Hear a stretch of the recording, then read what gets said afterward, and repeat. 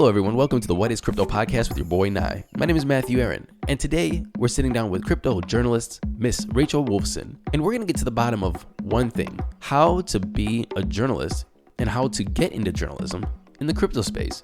Being an emerging market, it's not like just going into journalism in other industries where it's already established, you have a lot to report on. This takes commitment. It takes a certain vision to understand that this market, this industry needs not only unbiased information, but the qualities that make a journalist a journalist. And Rachel's going to tell us all about not only how she got into it, but what it takes to be a journalist in the crypto space.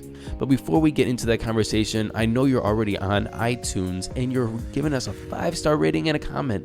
And if you're not, please head that way before you continue on with this podcast. We would appreciate it. It helps people find these episodes. Here is Mr. Michael Nye and Miss Rachel Wolfson. We'll see you after the show. Giving me your full name and title?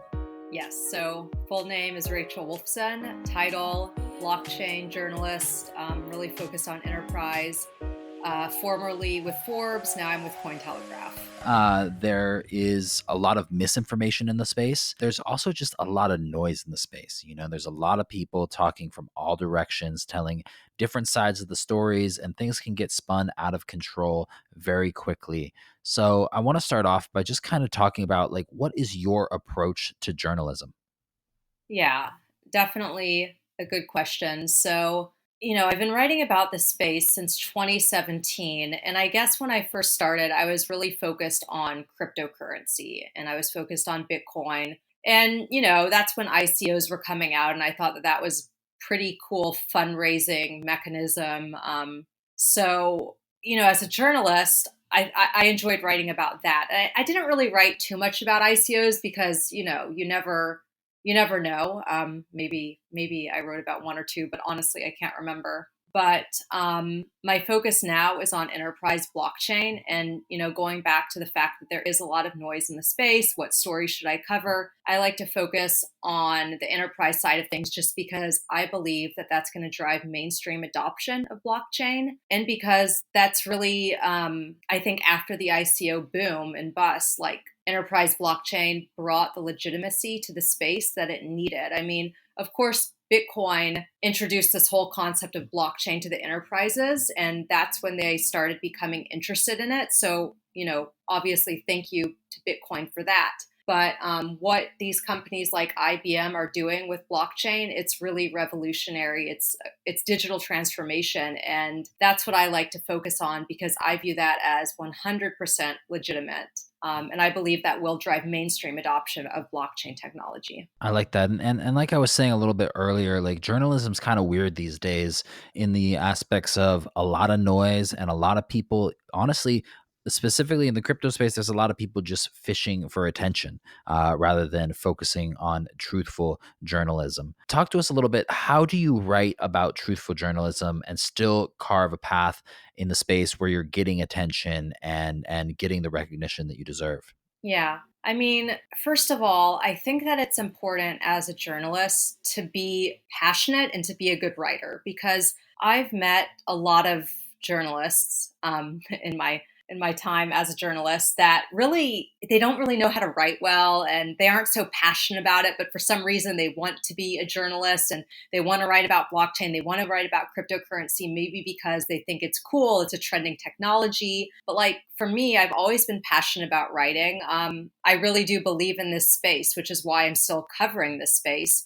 And I think that reflects through my work. So when I started with Forbes, just as an example, I was super excited, very passionate about the space, and it shows through my work. And at first I wasn't that well known, but then I think the more articles I put out there and I started sharing them on social media, that's when people started paying attention to me. Not because it was like me crying for attention, but just because it was me putting good, passionate, truthful content out there, which resonated with a lot of people. So I think those are all really important elements in terms of being a journalist in the space who's kind of, known. I kind of find a very similar thing, especially with working on the podcast and things like that.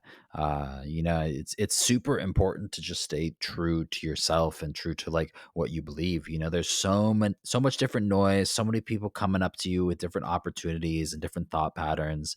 And yeah, the best thing that you can do is just continue to like stay focused on like your vision of what you're trying to accomplish and stay true to yourself. What are some of the things you're kind of working on right now? Like what's kind of your focus at the moment? Is it mostly just whatever is happening in the day to day news? Is it focused like specifically on a specific topic in crypto and blockchain? Yeah, so as of now, I guess I'd say that my main focus is this book that I'm writing, which is on enterprise blockchain.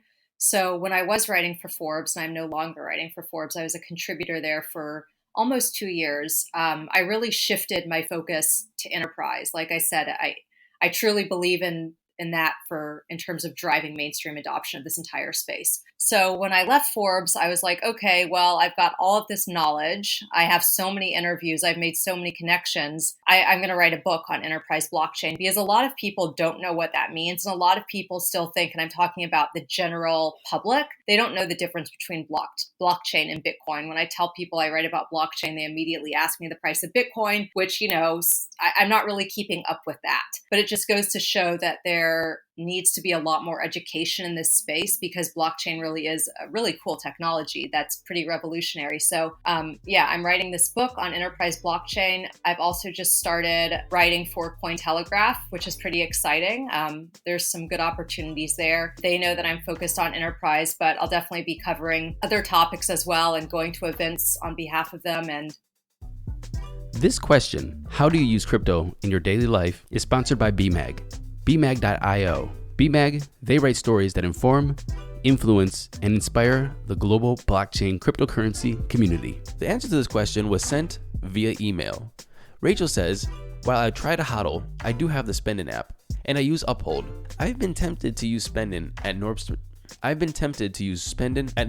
Rack to make purchases using Bitcoin, although I haven't done that just yet. In the future, it would be great to use crypto to pay for everything like rent, medical expenses, and other living requirements. I hope it comes soon. Sincerely, Rachel Wolfson. And now, back to Michael and his guest. Enjoy the rest of the show. As an editor and as a journalist, how do you keep the attention of your reader?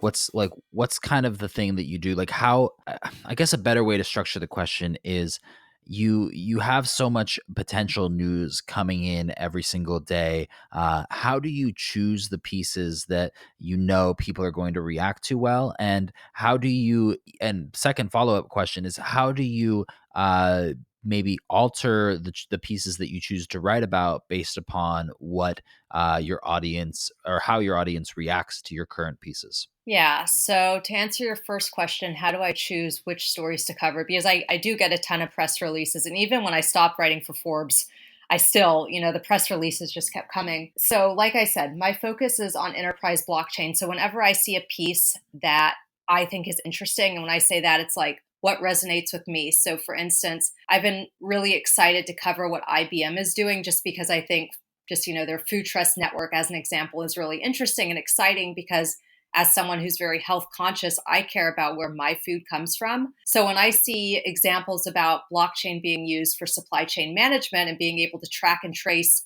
food from farm to your plate, basically, that's something that I'm always interested in and something that I like to cover. I also think that right now regulations are really interesting. So I recently got a press release about what's happening in Bermuda, about how they have some really interesting regulations going on there. They also just accepted the USDC stablecoin to be used to pay taxes, which I thought was pretty cool because they've got regulations in place and they're also allowing people who live there to pay their taxes in this cryptocurrency, which is something that I think is kind of an example for every government out there to look at and say, oh, wow, they're doing it. They're using a stable coin to do it. Maybe we could do that too. So that's another story that I would definitely cover because, it's all about driving adoption, I think, right now. in my opinion. And I want to see that. So those stories that show that we are progressing in this space, I want to cover those stories. And as a journalist, what does it mean, adoption, to you? Like, what does that word mean?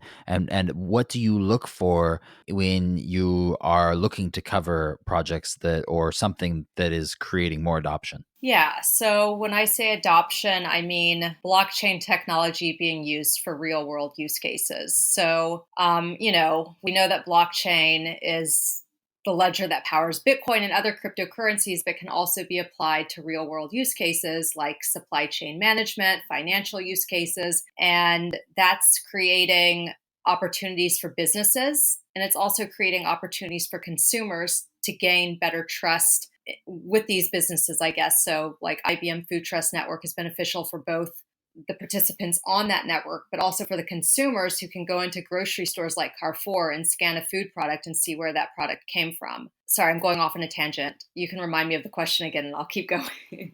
I'll answer. Yeah.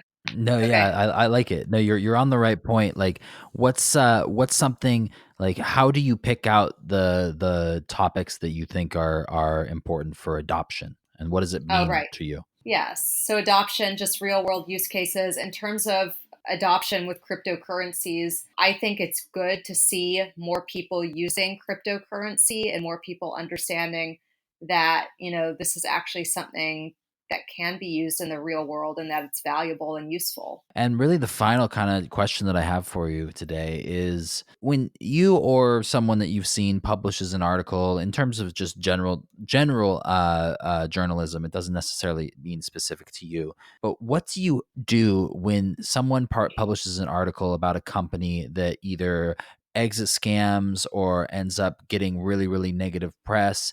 Is there a strategy to that? Do you remove it? Do you ignore it? Do you write an update? Like, what's the kind of mentality for general journalists when something like that happens? Yeah, I mean, as a journalist, you definitely want to avoid that. Obviously, you don't want to write an article and then 6 months later have to take it down. But as a journalist, also, especially, when you're known in your industry, you're going to get pitched different stories from different people all the time. This applies outside of the crypto and blockchain space as well. You never know what's going to happen in the future. It's like you can write a story about someone who seems like a superhero at that time, or a company that seems to be doing great, like WeWork, for instance, right?